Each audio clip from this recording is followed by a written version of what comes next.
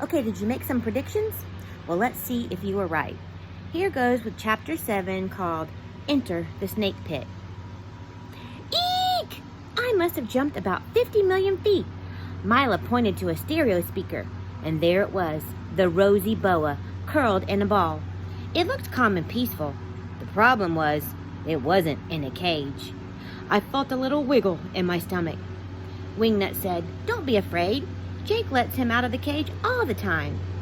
I stood behind Mila. "He's harmless," Wingnut said. "Jake says that snakes are the most misunderstood creatures in the animal kingdom." Wingnut petted the snake's smooth skin. "See? Snakes don't like to bother anybody." "Tell that to a mouse," Mila muttered. "Or a bunny," I added. I looked around. Jake sure had a weird room. The light bulbs were black. They gave off a strange light that made Mila's white shirt glow. He had posters all over the walls, mostly basketball stars, snakes, and a goofy one of a bunch of dogs playing cards. Go figure. Just then, the door flew open, and it was Jake, and he was mad. "What are you pipsqueaks doing in my room?" he roared. "Didn't you read the sign?" I felt another wiggle in my stomach. Wingnut stepped forward. "Sorry, Jake. It was an emergency." He pointed at me. "Jigsaw is a detective. He's trying to help me find Hermie." Jake looked at me. "A pipsqueak detective, huh? Well, try again, Sherlock. You can bet Hermie's not in here, or else Goliath would have gotten him." Goliath, I guessed, was Jake's boa. "Actually," I said, "I was wondering if Goliath had opportunity." "Opportunity?" Jake asked. "Yes," I said. "Could it have slithered into Wingnut's room?" Jake shook his head. "No way, no how. Goliath doesn't leave this room unless I take him." "Are you positive?" Mila asked. "Sure I am," Jake said. "Besides, if he got out, I would have known about it, or my mom would have seen him. She's been vacuuming everything in sight for days." Jake picked up the snake. He brought him to Mila. "Here," Jake said. "Touch him." Mila touched Goliath. "He's not slimy at all," she said. "How about you?" Jake said, bringing the snake over to me.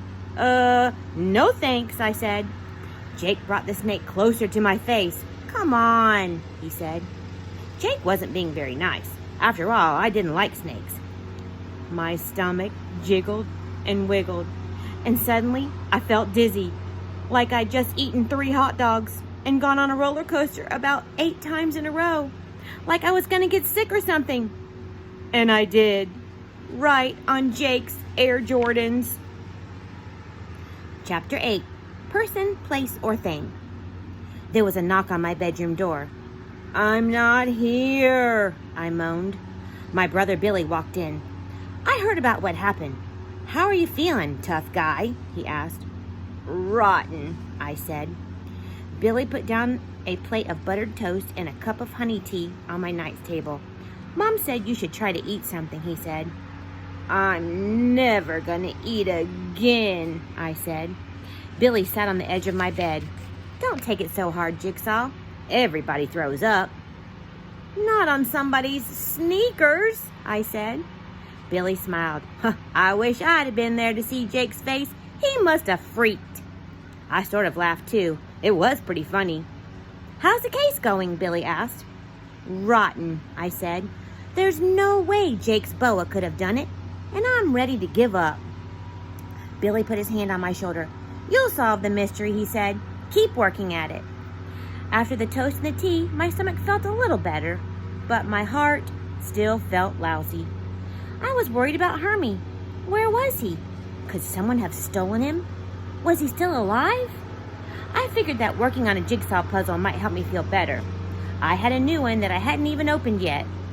It was called Monsters of Hollywood. I laid all the pieces on the floor. You can't start a puzzle until you've looked at every piece. Jigsaws were like mysteries. "That's it!" I said. I grabbed my detective journal. Maybe I had missed a clue. I needed to look at all the pieces again. In school, we were learning about the parts of speech. I decided I needed to do the same thing with the facts of the case. On the top of one page, I wrote the word person. On the top of the next, I wrote place. On the one after that, I wrote thing. Then I wrote everything that had to do with the case, and I mean everything. My final list looked like this. Person said Wingnut, Jake, pet store owner, Jigsaw, that's me, Mila, Wingnut's mom, and Mrs. Gleason. Under place says World of Reptiles, my office, Wingnut's room, the library, Jake's room, and school, room 201. And under thing, I have Hermie, Sammy, Goliath, Jake's snake, vacuum cleaner, vomit, and hamster cage. It was mostly pretty easy. I wasn't so sure about the thing column. I mean, I knew Hermie wasn't a person or a place, but he seemed like more than just a thing. Looking at all the facts seemed to help.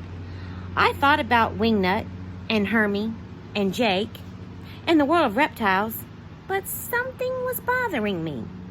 I closed my eyes and tried to remember my visit to the store. I remembered the man buying the mice. I remembered the poor bunnies and the nice lady's tattoo, the hamster cage. Then it hit me, clunk, like a baseball bat smashed right on my head. When the lady pushed the hamster roof, it didn't budge. But in Wingnut's room, the hamster roof was loose. Not very loose, just a little. Maybe that was enough. Maybe Hermie had escaped after all. He might still be alive. Then I began to worry. How long could a hamster survive without food? I switched off the light and went back to bed. School tomorrow, and it was going to be another busy day. All right, we'll stop there. Check back tomorrow. See ya.